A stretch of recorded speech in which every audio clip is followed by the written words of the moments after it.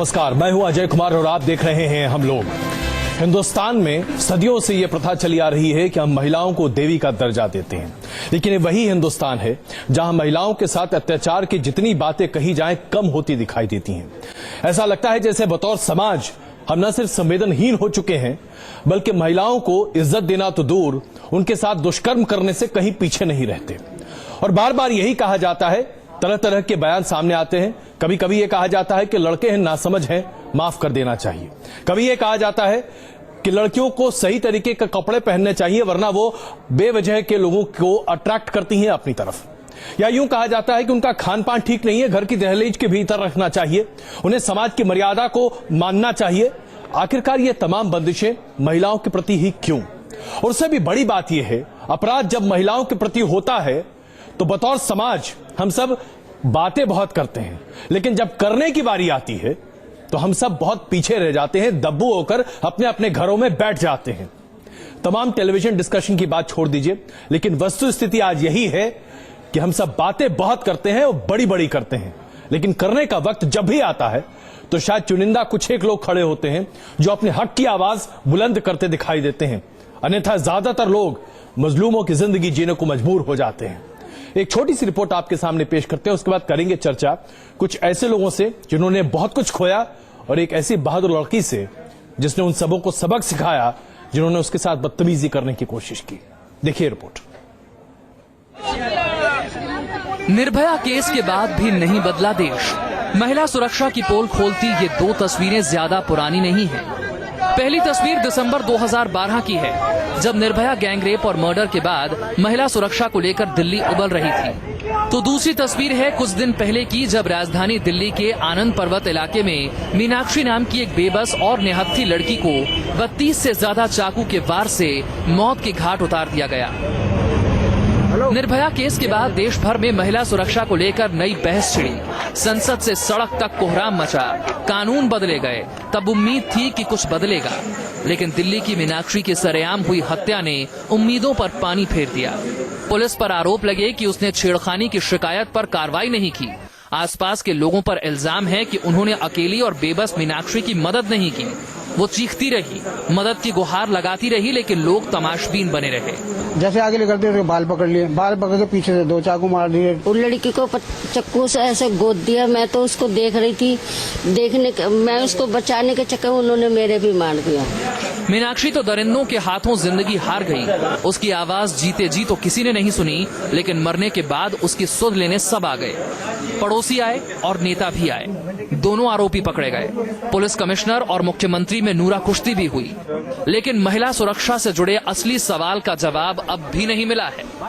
ये तो रही मीनाक्षी की बात, लेकिन तस्वीर का दूसरा पहलू भी है, जिसे उजागर किया दिल्ली की इस बहादुर लड़की ने। इस लड़की ने छेड़खानी के खिलाफ न सिर्फ आवाज उठाने की हिम्मत की, बल्कि मनचले को सलाखों के पीछे भी पहुंचा दिया। इस बहादुर लड़की की दिलेरी को पुलिस ने भी सलाम किया और उसे बुके देकर सम्मानित किया। अगर हमारे साथ कुछ गलत हो रहा है तो सबसे पहले हमें आवाज उठानी पड़ेगी, क्योंकि अगर हम आवाज उठाएंगे तो ही हमारे साथ कोई हमारी मदद करेगा। अगर हम ही आवाज नहीं उठाएंगे तो हमारी मदद कोई नहीं कर सकता। ये घटना एक उदाहरण है कि कोई भी लड़की या कोई भी महिला अगर हिम्मत करे और हौसला रखे तो किसी भी इस तरह के असैलिएंट का मुकाबला वो कर सकती है। इस लड़की ने खुद आवाज उठाई और आसपास के लोगों को भी आवाज उठाने के लिए मजबूर किया। काश मीनाक्षी के लिए भी लोग इसी तरह खड़े होते तो शायद उसकी जान भी बच सकती थी, लेकिन ऐसा हो ना सका। Team News Nation. Sadaf Khanam के जज्बे की हम बहुत तारीफ करते हैं तहे दिल से, इसलिए क्योंकि वो अपने अधिकार के लिए खड़ी हो पाई। लेकिन बहुत सारी ऐसी महिलाएं हैं जिन्हें यह मौका मिल नहीं पाता। 2012 में निर्भया को मौका नहीं मिल पाया था, मीनाक्षी को यह मौका नहीं मिल पाया था। ऐसी न जाने कितनी मासूम महिलाएं हैं जिन्हें यह मौका नहीं मिल पाता। उन्हें यह मौका दिलाने का हक हमारा है, हम तथाकथित तौर पर वो लोग जो अपने आप को पुरुष कहते हैं। लेकिन आज यकीनी तौर पर यह कहना पड़ेगा, बतौर समाज हमें अपने भीतर झांक कर देखने की जरूरत है कि आखिरकार क्या हो रहा है। निर्भया के माता पिता हमारे साथ मौजूद हैं, आपका बहुत स्वागत है। आशा जी हमारे साथ हैं, उनके पिताजी बद्रीनाथ जी हमारे साथ हैं। हमारे साथ मीनाक्षी की पिता और माता भी हमारे साथ हैं, राजकुमार जी और कमलेश जी, उनके माफ कीजिए उषा जी और कमलेश जी उनकी पड़ोसी इस वक्त हमारे साथ हैं। और जैसा कि हमने आपको बताया, सदफ भी हमारे साथ हैं। सबसे पहले उषा जी, आपके हाथ का ये जो जख्म है और आपकी बातें जो भी हमने सुनी, 2 साल से आप लोग जद्दोजहद में थे कि किसी तरीके से आपकी सुनवाई हो जाए। मीनाक्षी नहीं रही तो दिल्ली का मुख्यमंत्री भी आपके घर के दरवाजे पर पहुंच गया। आपको लगा नहीं कि सब बेकार हो चुका है?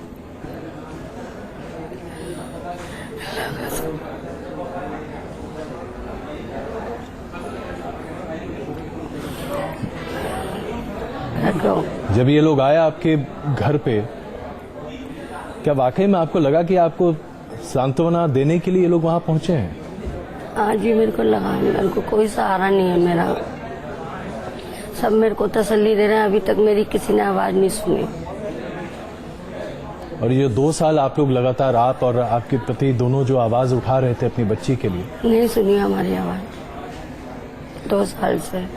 ये 2 साल की आवाज जो थी, ये पहले ही सुन लेते तो आज हमारी बेटी हमारे हाथों से, आंखों से उजर नहीं होती। राजकुमार जी, आप पुलिस के चक्कर भी काट रहे थे। वही पुलिस वाले 2 साल बाद आज आपके घर पे लाइन लगा के खड़े थे। लग नहीं रहा था कि ये कितने निर्दयी लोग हैं? जी बिल्कुल निर्दयी लोग। अगर पहले ये कर हो जाती ये चीज, ये बातें, पुलिस उनको रोकथाम कर देती, कुछ थोड़ा सख्ती बढ़ते देती, सख्ती दिखाई देती, तो आज ये दिन नहीं देखने पड़ते। मैं आपसे पूछना चाहूंगा, उस वक्त क्या क्या हुआ था, वाकया क्या था? चाहते हैं कि हमारे दर्शक दरअसल चीजों को आपकी जबानी ज्यादा बेहतर तरीके से सुने और समझें। देखो जी, मेरे को शोर सा सुनाई दिया पीछे गली में, बहुत शोर मच रहा था, तो मैं देखने गई। मैंने देखो तो सही क्या हो रहा है। मैं गई तो मेरी बेटी को तीनों ने मतलब मार रहे थे, तो बचा रही। मैं जैसे उसको बचाने गई तो उन्होंने मेरे को ये हाथ और ये पीछे पीठ पर मारा जी। क्या कोशिश? उसके बाद में मेरे को ये नहीं पता क्या हुआ, मैं बेहोश।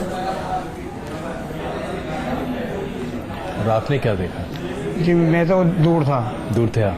मुझे फोन आया, उन्होंने फोन करा जी। तो मैं फोन सुनते ही जब ही भाग चला जी। देखा तो मेरी लड़के को गोद में लेके आ रही, पूनम खान हो रही थी वो। तो मैंने कहा जल्दी दे दो।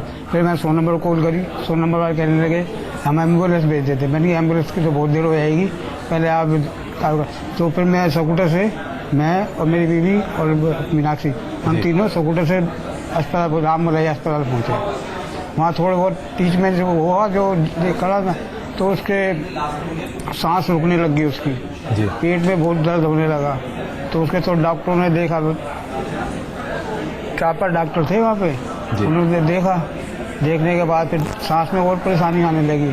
तो मैं गया तो एकदम मुझसे बोले पापा, वैसे स्कूटर में मेरे से बोले थे पापा चिंता नहीं, मम्मी का ध्यान रखना, मैं जा रही। चोट लगने के बाद भी आपसे बात हो रही? हाँ, फिर बार बार उसको नींद से आने लगी, साथ नहीं दिया था।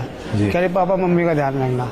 मैंने बेटा तो कुछ नहीं हो। मैं फिर अस्पताल ले गए, अस्पताल में भी वो चिल्ला दी, हाथ पैर इधर उधर मार रही थी, हाथ पैर बांध दिए थे जो के। फिर नर्स ने देखा, नर्स ने जब देखा ना तो थोड़ी हल्की सी पैंट उठाई, तो डॉक्टर ने देख के जब उसकी पैंट उतारी नर्स ने, नर्स के आंसू आ गए, समझ लो रो नहीं पाई वो, इतनी बुरी हालत थी लड़की की। उसके बाद फिर डॉक्टर आए तो फिर सांस लेने परेशानी हुई। मैं गया, करीब सांस नहीं लिया, इशारे में बोली। उसके बाद में थोड़ी देर बाद में जब डॉक्टर को बुलाया, डॉक्टरों ने ऑक्सीजन हटा के इतना बड़ा गुब्बारा सा होता है वो मुंह के अंदर डाला जी। तो फिर यहाँ से दवा, कुछ देर तक दवा, फिर थोड़ी देर बाद उन्होंने डॉक्टर ने कुछ लिख के दिया, कह आप इस पर साइन कर दो, क्योंकि अंदर की जो नली पर क्या है वो फट गई है, तो खून का हिसाब नहीं आ रहा बाहर, आप इस पर साइन कर। फिर उसके बाद फिर डॉक्टर को बुला, जैसे ही डॉक्टर को बुलाया थोड़ा बहुत देखा तो लड़की खत्म हो गई थी। तो मतलब आधे घंटे के अंदर उन लोगों ने डिक्लेयर कर दिया कि मीनाक्षी उस दुनिया में नहीं। हाँ। कमलेश जी, आप कहाँ थे उस वक्त? सर मैं अपने घर का सामान लेने के लिए गई थी जी। मीनाक्षी भी अपने घर का सामान लेने के लिए गई थी। मुझे नहीं पता था मीनाक्षी अपने घर का सामान लेने गई है। मैं अपने घर का सामान लेकर के आ रही थी दुकान से, तो मीनाक्षी मेरे को आगे आगे मिली थी, जैसे यहाँ से और वहाँ। 8-10 कदम आगे थी मेरे से मीनाक्षी। तो मैंने देखा आरोपी सन्नी और ईलू जी। और उसकी माँ जो आरोपी है वो भी शशिवाला, तीनों वहाँ मौजूद थे। उन्होंने मीनाक्षी को देखने के साथ ही शशिवाला ने गालियाँ देनी शुरू करी। गालियाँ देने के बाद फिर उसने चप्पल निकाल करके मीनाक्षी के मारना शुरू कर दिया। लड़की ने बोला, ताई जी आप मेरे साथ ऐसा क्यों कर रहे हो, क्यों मार रहे हो? फिर शशिवाला ने अपने लड़कों को कहा आज इसका काम खत्म कर दो, इसे जिंदा नहीं रहने देना। लड़कों ने चाकू निकाले, लड़की के पहले फेस पर मारा, पहला चाकू बाल पकड़ करके। फिर किसी तरीके से हमने बचाया लड़की को वहाँ पर, तो मुझे भी उन लोगों ने धक्का दिया तो मैं गिर गई। पीछे से मेरी भांजी आ रही थी अपने बच्चों को ट्यूशन से लेकर के, उसने मुझे उठाया। फिर लड़की किसी तरीके से बचाव करके, जो मीनाक्षी है, पड़ोसी के घर में जाकर के अंदर छिपी, तो पड़ोसियों ने भी उसे निकाल दिया। वहां से भी आरोपियों ने खींच करके उसे फिर चाकू मारने उसके शुरू कर दिए। बच्ची के हाथ में दूध और चावल लग रहे थे, वो भी गिर गए वहीं पर ही। फिर किसी तरीके से मैंने कहा मीनाक्षी भाग यहाँ से, ये तेरे को जान से मार देंगे।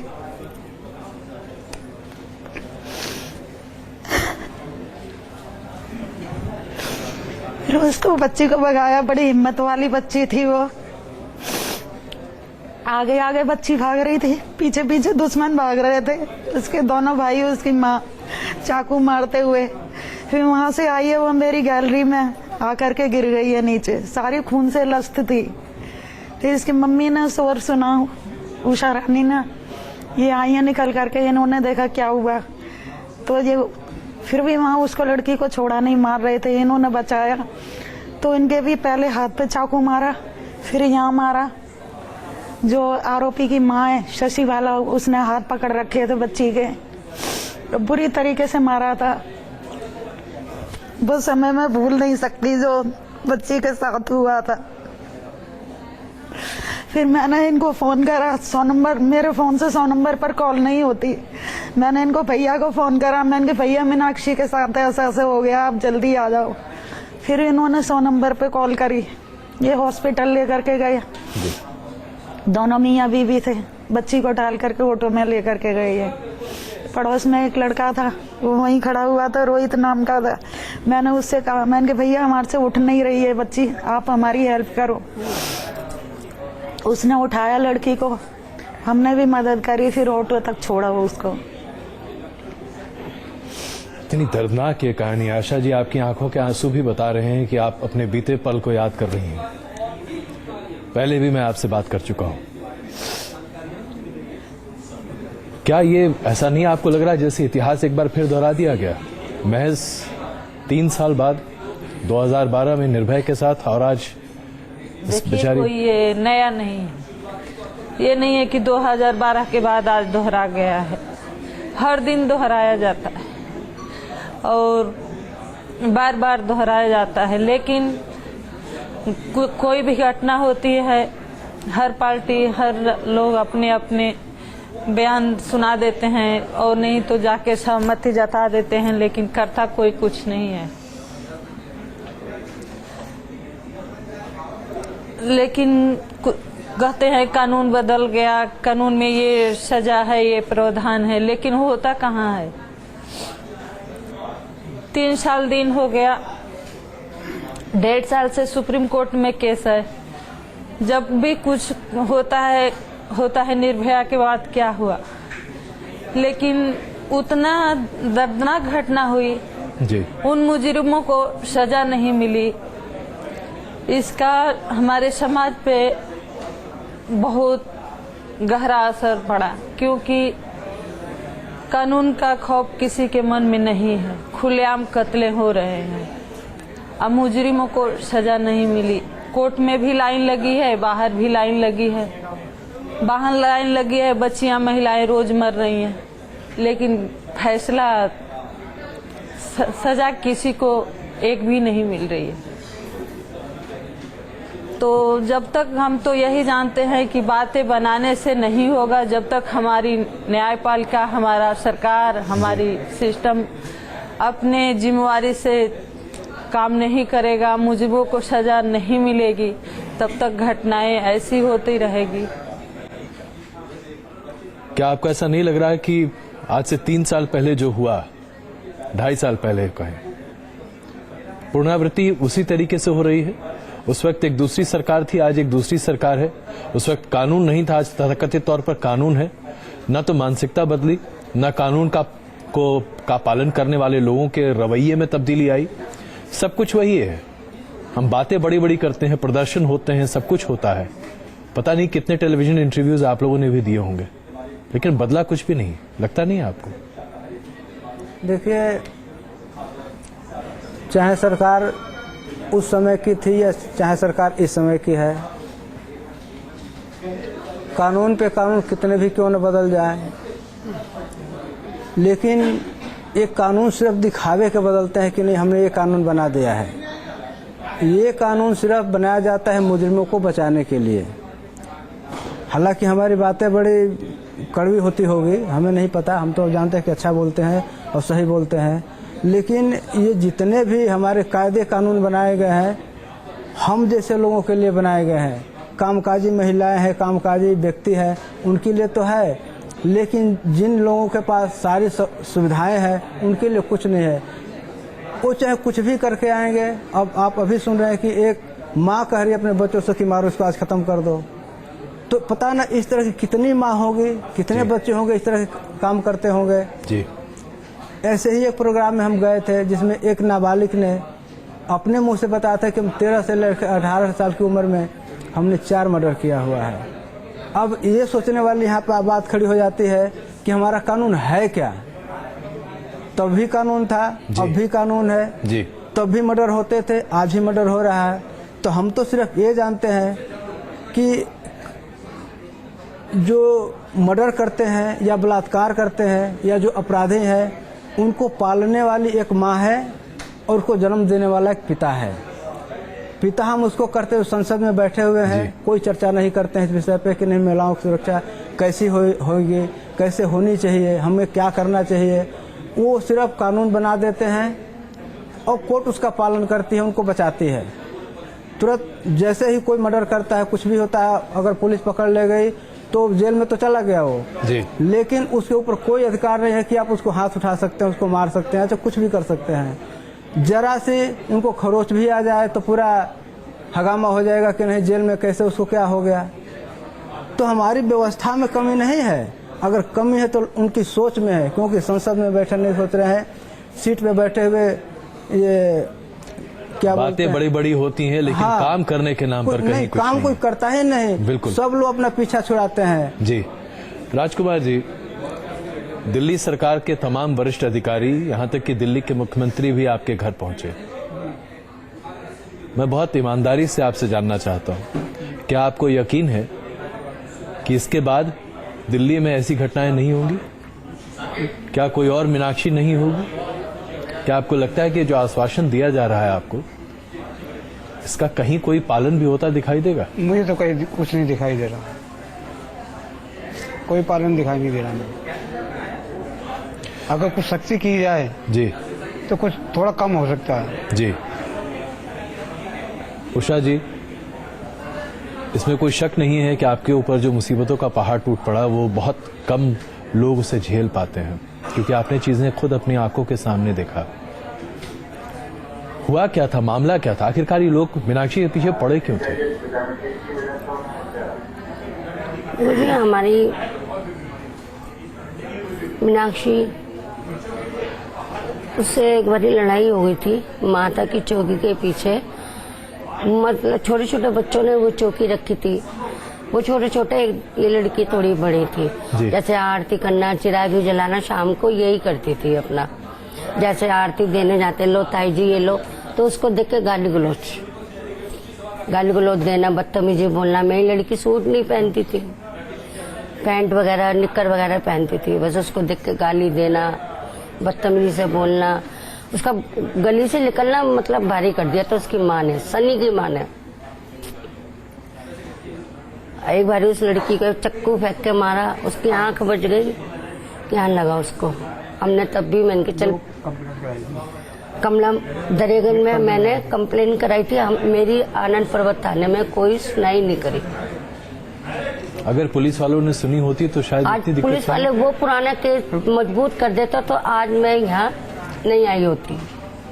इसमें कोई शक नहीं है क्या? हाँ बिल्कुल। देखो जी, मेरी बेटी को पहले ही वो हो जाती तो अब आज मैं स्टूडियो में नहीं बैठी होती। मेरी मीनाक्षी मेरे पास होती। मेरा एक वही बेटी सहारा थी। मेरा न कोई बेटा, मैं बीमार, मेरे घर वाले बीमार, ये मेरी न पड़ोसन है। ये ना होते तो हम इतना ऊंचे नहीं उठ पाते। देखो मेरे साथ उनके सिवा कोई नहीं है। आपके दर्द को हम समझ सकते हैं, जाहिर सी बात है। हम रुक रहे हैं यहाँ पर कुछ देर के लिए, बात करेंगे वापस आकर कि क्या इससे बदलाव की उम्मीद की जा सकती है, क्योंकि सदफ इस वक्त हमारे साथ हैं, अपने अधिकार के लिए वो खड़ी रही। लेकिन जैसा कि हमने पहले कहा, कितनों को इतना मौका मिल पाता है, कितनों के पास ये हौसला हो पाता है, बहुत कम। क्या समाज के तौर पर हमें नहीं खड़ा होना चाहिए? बने रहिए हमारे साथ, हम लोग जारी हैं।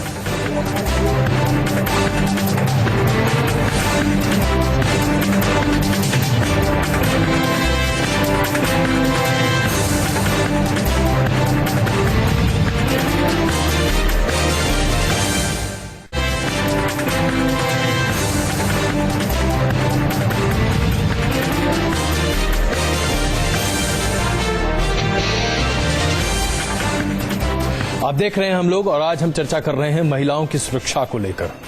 बड़े बड़े वायदे किए जाते हैं चुनाव में, ऐसा लगता है जैसे कि महिला सुरक्षा सबसे बड़ा मुद्दा बन जाता है। लोग कहते हैं कि बसों में 10,000 या 20,000 कांस्टेबल लगा देंगे। कहा जाता है कि पूरी दिल्ली में या यूं कहें कि पूरे देश भर में हर जगह सीसीटीवी कैमरा लगा दिया जाएगा ताकि उसके बाद कोई गुनाह होता दिखाई नहीं देगा। फीमेल कांस्टेबल और फीमेल पुलिस स्टेशंस की बात कही जाती है। ये सब बातें दरअसल सिर्फ कहने की होती हैं। वास्तविकता और हकीकत बिल्कुल अलग है इन तमाम वायदों से। और राजनीतिज्ञों द्वारा किए गए तमाम वायदे जो खास करके महिला सुरक्षा संबंधी हैं, उसकी कलई और पोल हर दिन खुलती है।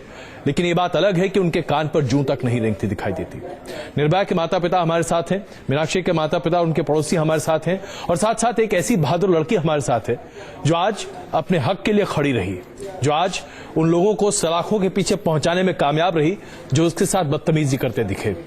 सदफ, हमने ये तो अभी सुना कि कितनी दिक्कतें होती हैं, आप भी बहुत मायूस हो रही होंगी, लेकिन हकीकत ये है आपके जैसे लोग बहुत कम होते हैं, बिरले होते हैं। और इसलिए हम दरअसल आपकी तारीफ भी नहीं करते बल्कि आपकी हौसला अफजाई करते हैं कि आपको देखकर कम से कम और लोग ऐसे आए। Thank you.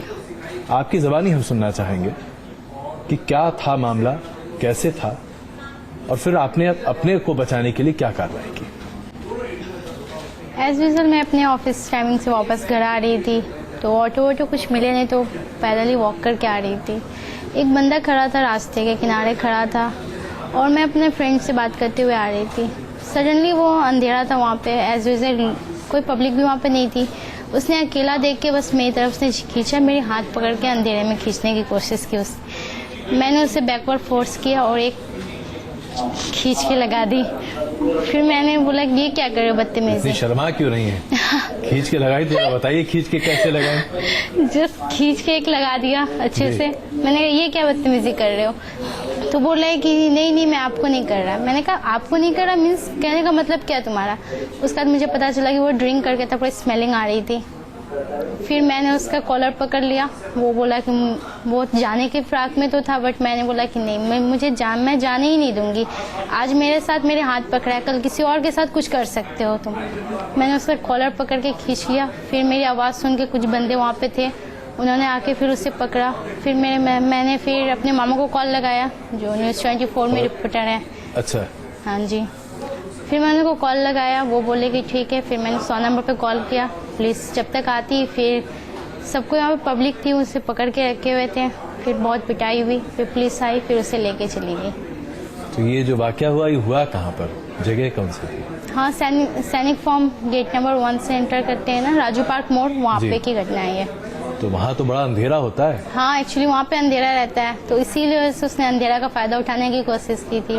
तो जब आपने उसका कॉलर पकड़ रखा था उस समय आपको डर नहीं लग रहा था अगर वो आदमी उसके हाथ में चाकू वाकू कुछ होता? आमतौर पर लोग इसलिए डरते हैं भाई। हाँ, एज यूजुअल तो डर तो सभी को लगता है। डर एक्चुअली मुझे भी डर लगा था जी। लेकिन एक्चुअली मैं इसका श्रेय अपने मामा को देना चाहती हूँ सबसे पहली बात, क्योंकि वो अनदिना आके मुझे हमेशा न्यूज में आता रहता है कि किसी लड़की के साथ ये हो गया वो हो गया, हमेशा आप जैसा आप जानते हो हमेशा होता रहता है। तो वो मुझे हमेशा अप्रिशिएट करते हैं कि तुम अकेली जाती हो, अकेली आती हो, तो कभी डरना नहीं, कभी घबराना नहीं, कुछ हो तो उसका डट के सामना करना। और एज यूजुअल मेरे साथ उस दिन ऐसा हो गया तो डर की बात तो थी, लेकिन फिर मन में ये हिम्मत था कि अगर मैंने आज इसे छोड़ दिया तो ये कल अगर ये इसने छोटी ऐसी कुछ की है कल कुछ और कर देगा। आज मैं नहीं हूँ, किसी और लड़की के साथ कुछ कर सकता है। तो इससे अच्छा है कि इस आदमी को इससे हम सबक सिखाना जरूरी है। जो होगा उसके बाद तो देखा ही जाएगा। आज अगर कुछ होने का हो तो आज नहीं तो कल तो होगा ही होगा, बट आज जो हुआ है मैं उसका फेस पहले करूँ ना, कल की तो कल सोची जाएगी। वाकई में हम तारीफ करते हैं आपकी। एक बड़ा ही व्यक्तिगत सवाल पूछूंगा जो कि आमतौर पर शायद कोई आदमी आपसे अभी तक शायद पूछा किसी ने या नहीं, मैं नहीं जानता।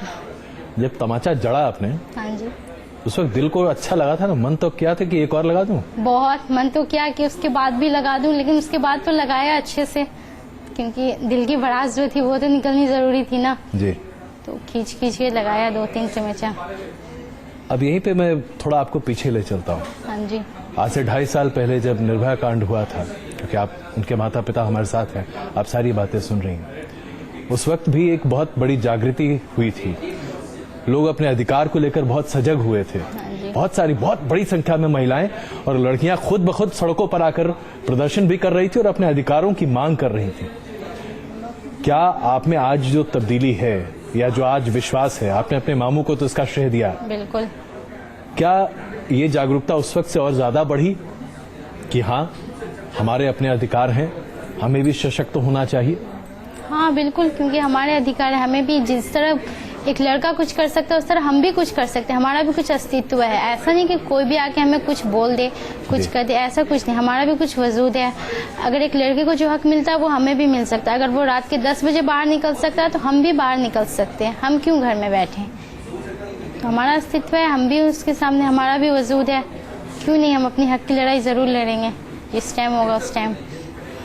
बहुत बेहतरीन बात आपने कही। आशा जी, जिस तरीके से आप लोगों ने अपनी बच्ची को बड़ा किया था, पूरी तरीके से वो स्वतंत्र थी, हर तरीके से अपने फैसले लेना, अपने आगे बढ़ के काम करना, क्या आपको कभी लगा कि वो आज़ादी वो ठीक नहीं है? क्योंकि उस वक्त बहुत सारे लोगों ने ऐसी चर्चाएं की थी, एक चर्चा का विषय बन गया था कि क्या वाकई में लड़कियों को इतना खुला छोड़ना चाहिए? मैं खुला शब्द इस्तेमाल कर रहा हूं क्योंकि कुछ एक वकीलों ने भी शब्द का इस्तेमाल किया था। देखिए, मेरे को पता है और किसने कहा था ये भी पता है।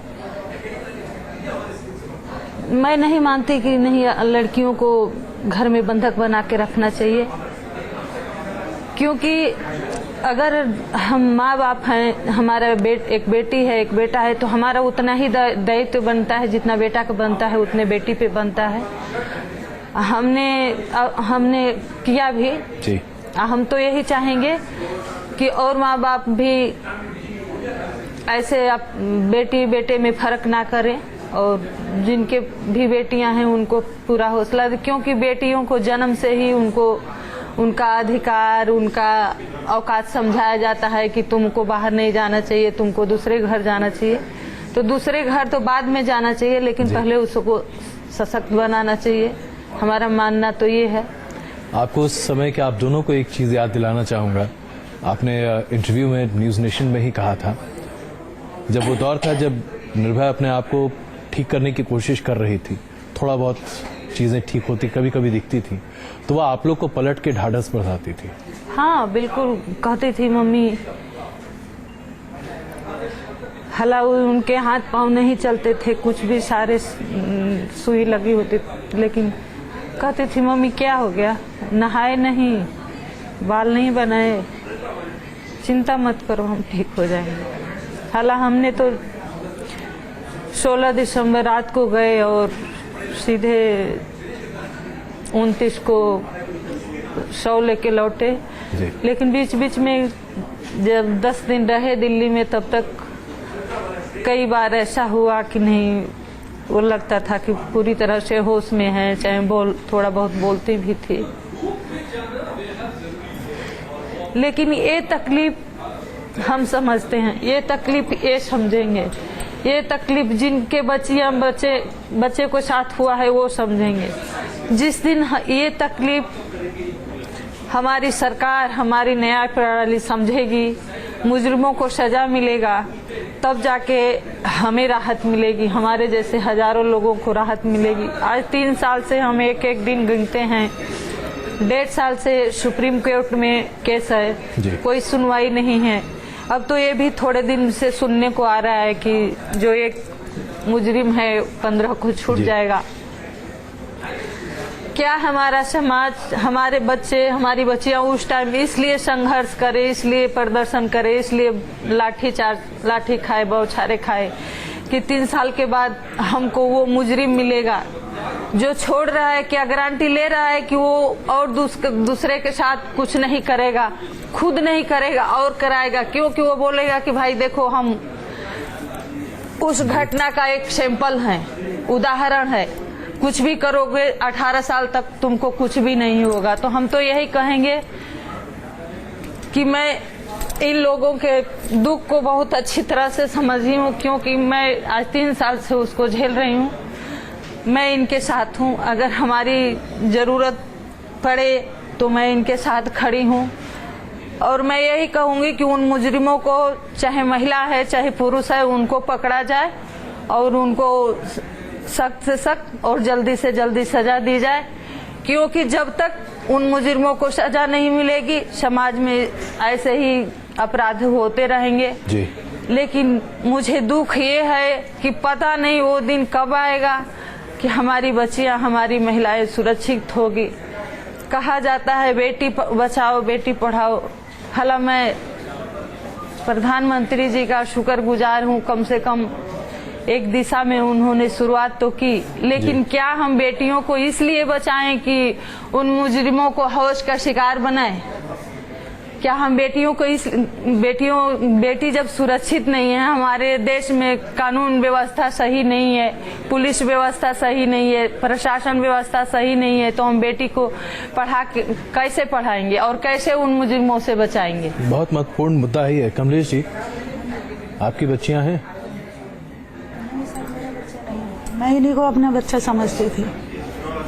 जब आप लड़कियों को देखती हैं अपने आसपास और इस वाकये के बाद जो आपने मीनाक्षी के साथ देखा, हाँ जी, आपको डर नहीं लगता आप लोगों को लेकर? नहीं सर, किसी एक को तो आगे आना ही था। अगर हम लोग ऐसे डरेंगे तो किसी एक को तो उसका साथ आवाज उठानी पड़ेगी जी। जब मीनाक्षी को मार रहे थे पूरा समाज देख रहा था, अगर समाज आगे आता तो आज हमारी बच्ची हमारे साथ होती, उसकी मीनाक्षी की जान बच सकती थी। और डर की बात तो है, जो मुजरिम है जिन्होंने मारा आरोपियों ने, वो मेरे को भी यूं हवा में चाकू यूं घुमा करके क्या करके गए हैं कि अगर आपने गवाही दी तो आपका भी यही हाल करेंगे। मुझे भी अपनी जान का खतरा है सर, कि मुझे भी मरवा सकते हैं। क्यों, मैं गवाह मैं वहीं पर ही थी। और यहाँ तक है कि पुलिस वालों की बात है, उन्होंने मेरी गवाही तक नहीं ली, जबकि हॉस्पिटल में सुबह 4 बजे तक थी मैं वहाँ पर। मैंने बोला भाई मैं लड़की के साथ थी, सारा कुछ मैंने देखा है, मेरा बयान लिखो, मेरा बयान लिखो। उन्होंने मेरा बयान नहीं लिखा, आज तक उन्होंने मेरा बयान नहीं लिया। आज तक आपका बयान रिकॉर्ड ही नहीं किया? नहीं लिया।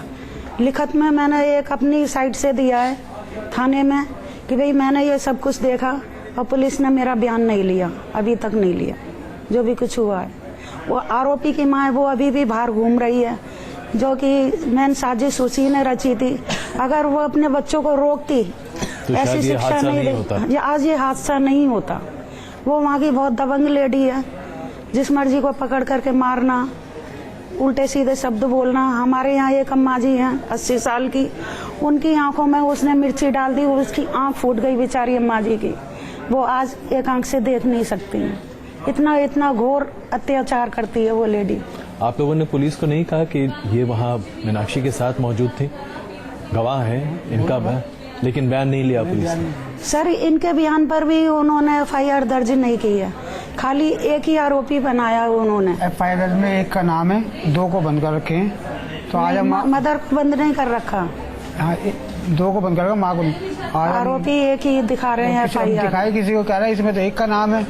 मैंने हमें तो पता ही क्या लिखा है क्या नहीं है। कह रहा 2 को बंद कर रखा, एक का नाम रखा है इसमें FIR में। और कम से कम अभी तक 2-2.5 साल पहले फास्ट ट्रैक कोर्ट की तो बात हुई थी, आपके मामले में तो फास्ट ट्रैक कोर्ट की बात कर भी नहीं रहा कोई। नहीं, कोई उस तरह की चर्चा नहीं। नहीं बिल्कुल नहीं। वो एक दिन बंद हुई थी ACP कोर्ट में सर। तो केजरीवाल साहब जब आपके घर आए थे तो आप लोगों ने कहा नहीं कि साहब आप करेंगे क्या, ये तो बताइए। वो कह रहे थे हम सख्त से सख्त सजा दिलाएंगे। पहले तो उसको पकड़े तो सही, उसको जेल तो भेजे पहले। जब आपके बयान नहीं लिए जा रहे हैं, आप हाँ। प्रमुख गवाह हैं।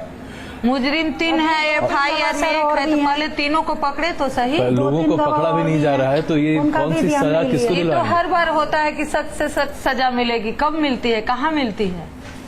चलिए, हम यहाँ पर बस 1 मिनट के लिए रुक रहे हैं, बने रहिए हमारे साथ। ये दर्द आप देख रहे हैं, ये दर्द आपको भी झेलना पड़ सकता है अगर आपके साथ खुदा ना खास्ता इस तरह का कोई वाकया हो जाए। तो क्या हम सब बस यूं ही चुपचाप बैठे रहें ताकि कोई मुख्यमंत्री, कोई प्रधानमंत्री, कोई किसी पार्टी का वरिष्ठ नेता हमारे घर आ जाए और कह के चला जाए कि कानून का पालन होगा, सख्त से सख्त सजा होगी और पुलिस की कार्रवाई न के बराबर होती दिखाई दे? बने रहिए हमारे साथ, हम लोग में तुरंत वापस आ रहे हैं।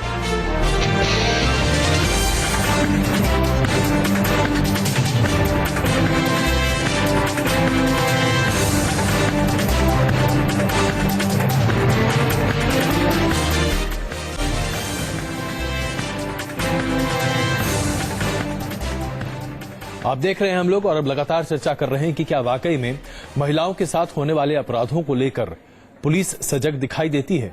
इसमें कोई शक नहीं है कि सदफ के मामले में पुलिस ने ठोस कार्रवाई की, उसे बुके भी दिया, लेकिन क्या यही वाकई में होना चाहिए, या वो होना चाहिए जहां पर अपराध हो रहा है उन अपराधियों को सबसे पहले पकड़ा जाए? बद्रीनाथ जी, अगर हम निर्भया के मामले की बात करें, उस एक आरोपी की बात करें जो इसके बारे में अभी मामला चल रहा है और दरअसल वो इसलिए शायद कानून के शिकंजे से बच सकता है या फांसी के तख्ते से बच सकता है क्योंकि वो नाबालिग की श्रेणी में आता है और इसे लेकर भी विवाद होता रहा। आपको लगता नहीं है कि कानून को दरअसल मजाक या यूं कहीं कि एक हथियार के तौर पर इस्तेमाल करके कोई ना कोई अपने आप को या तो बचा ले जाता है या चाहे तो वही किसी का भी कैरेक्टर असैसिनेशन कर दिया जाता है? जो कोर्ट में जिरा हो रही थी, उसकी जो बातें सुनी निर्भया के मामले में भी सुनकर तो किसी भी अच्छे आदमी का खून खौल उठे कि आप किसी के बारे में ऐसी कैसी बात कर सकते हैं? देखिए, निर्भया हमारी बेटी है और वो कातिल है, तो उसको छोड़ा जा सकता है। यही अगर वाकया किसी बड़े MP MLA या प्रधानमंत्री या मुख्यमंत्री के बेटी के साथ हुआ होता, चाहे वही नाबालिग होता, तो अब तक वो जिंदा नहीं होता, शायद वो थाने तक भी नहीं पहुंचता। एक कमियां सरकार की है, लोगों की नहीं है। दरिंदगी करते हैं लेकिन उसको जो सजा मिलती है पूरी तरह से, तो दरिंदगी कम हो जाती है। लेकिन यहाँ पर सजा तो है ही नहीं, उसको छूटने का समय आ गया है। छूटेगा तो क्या करेगा इसकी कोई गारंटी नहीं है, लेकिन सरकार फिर भी उसको कुछ नहीं कर रही है।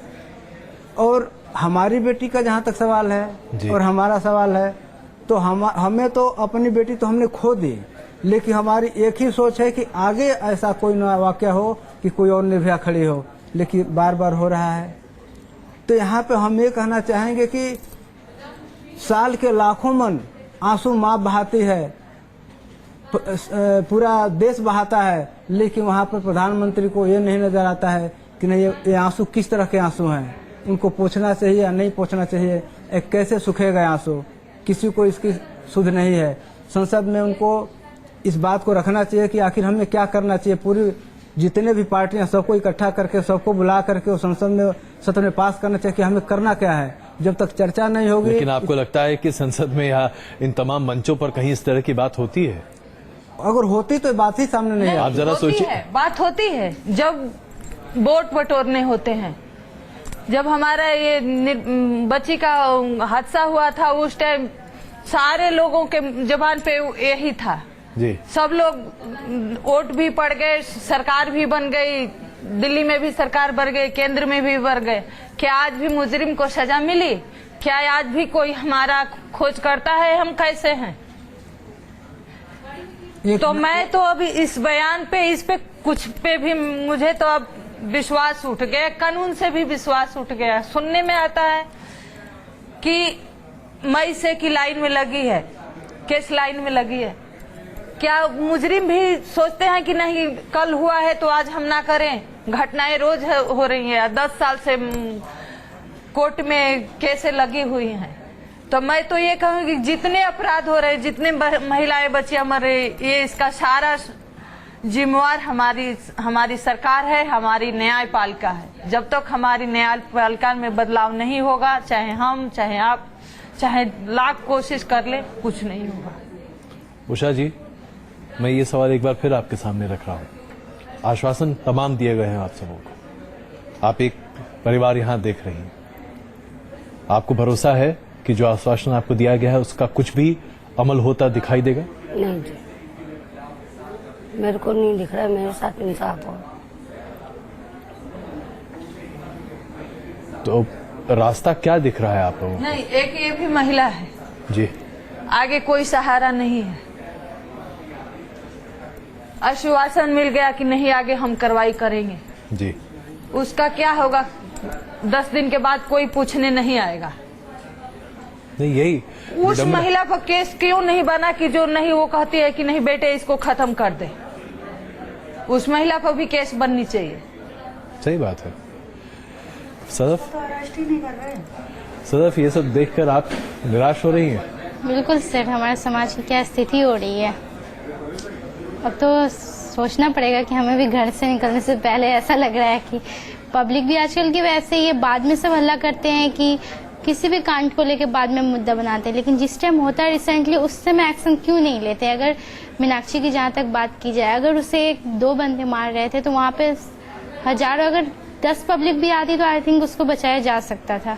ये सवाल जो आज 2 परिवार आपके सामने उठा रहे हैं जिन्होंने अपनी बच्चियों को खोया है, इस सवाल पर आपको भी गौर करना पड़ेगा, क्योंकि अगर आप आज इन सवालों पर गौर नहीं करते तो कल कहीं ऐसा ना हो कि इस स्टूडियो में हम और आप सामने बैठे हों और चर्चा हो रही हो तब, जबकि सब कुछ हो चुका हो। ध्यान दीजिए इस पर, क्योंकि हम सबों की सुरक्षा का मसला है। हम लोग में आज के लिए बस इतना ही। लगातार देखते रहिए न्यूज़।